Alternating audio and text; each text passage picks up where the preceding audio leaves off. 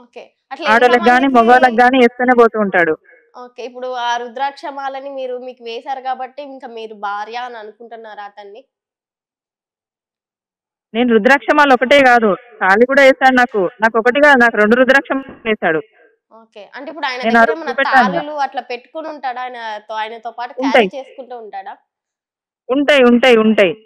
Okay. ఎవరు నచ్చితే ఏ అమ్మాయి నచ్చితే వాళ్ళకి తాళి వాళ్ళకేసేసుడే. కట్టేసేస్తాడా? అట్లనే వేస్తాడు. మీకు తెలిసే ఉండిద్ది కదా! ఎంతమందిని ఇట్లా తాళిలు వేసి పెళ్లి చేసుకొనుండుంటాడు ఆ 'గౌరి శ్రీనివాస్'?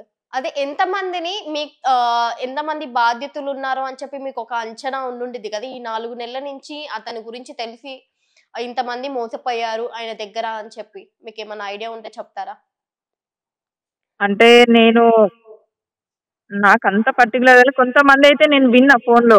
ఉన్నారు. మోసపోయిన వాళ్ళైతే ఉన్నారు. వాళ్ళైతే బయటకొస్తే బాగుండని చూస్తున్నా నేను గూడా.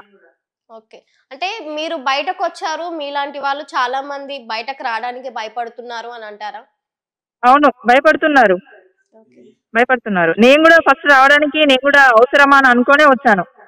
అదే మీరు ఫేస్ కూడా చూపియడానికి కూడా ఇష్టపడలేదు. నేను మీడియా ముందుకు కూడా రాను అని చెప్పి చాలా అవును. సార్లు చెప్పారు అవునవును. స్టార్టింగ్‌లో. అవును మేడం. అవును. నిజమే. వాస్తవమే. ఓకే. మీరు అతనితో కలిసి ఎప్పుడైనా వర్షిణిలాగా ట్రావెల్ చేసారా? అంత దూరం నేను ట్రావెల్ చేయలేదు మేడం. ఓకే.